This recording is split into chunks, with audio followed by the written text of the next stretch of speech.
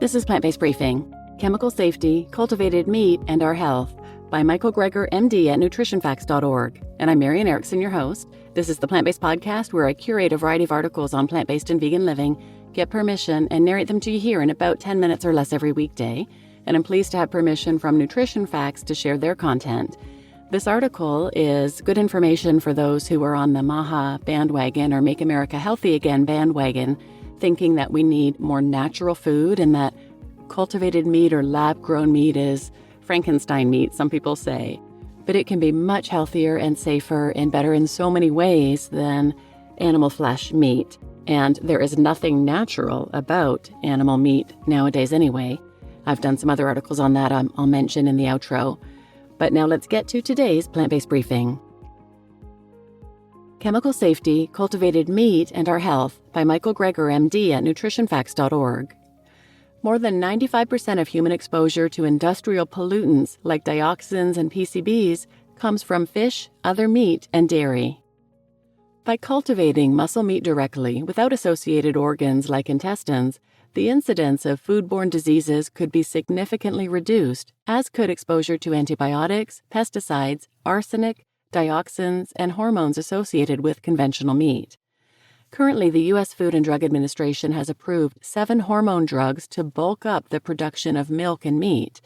In the European Union, there exists a total ban on such use, however.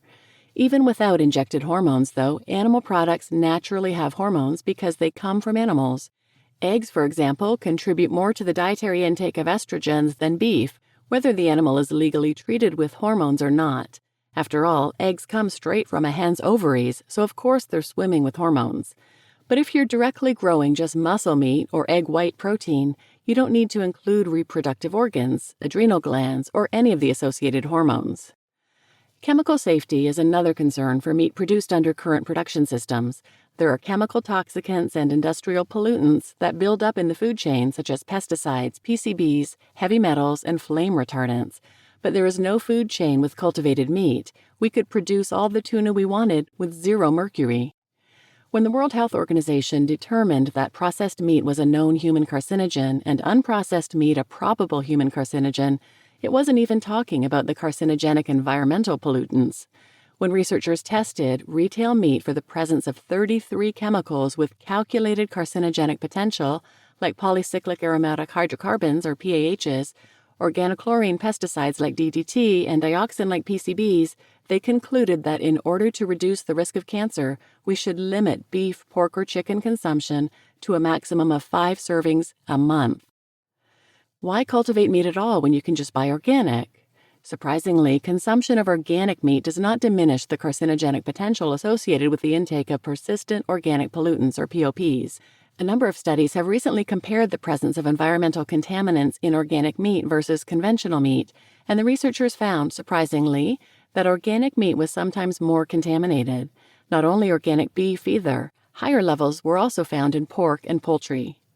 If you look at the micropollutants and chemical residues in both organic and conventional meat, several environmental contaminants, including dioxins, PCBs, lead, and arsenic, were measured at significantly higher levels in the organic samples. Cooking helps to draw off some of the fat where the PCBs are concentrated, but seafood seems to be an exception. Steaming, for example, generally increases contaminant levels, increasing contaminant exposure and concentrating mercury levels as much as 47%. Better not to have that toxic buildup in the first place. More than 95% of human exposure to industrial pollutants like dioxins and PCBs comes from foods like meat, including fatty fish, and dairy. But the pollutants don't appear magically. The only way the chicken, fish, and other meat lead to human exposure is because the animals themselves build up a lifetime of exposure in our polluted world, from incinerators, power plants, sewer sludge, and on and on. Unlike conventional meat production, a slaughter-free harvest would not only mean no more infected animals, but no more contaminated animals either. In terms of pollutants, it would be like taking a time machine back before the Industrial Revolution. Cultivated meat means less contamination with fecal residues, toxic pollutants, antibiotics, and hormones, up to 99% less environmental impact, and 0 pandemic risk. Cultivated meat allows people to have their meat and eat it too, without affecting the rest of us. You just listened to Chemical Safety, Cultivated Meat, and Our Health by Michael Greger, MD at nutritionfacts.org. And I'm your host, Marian Erickson.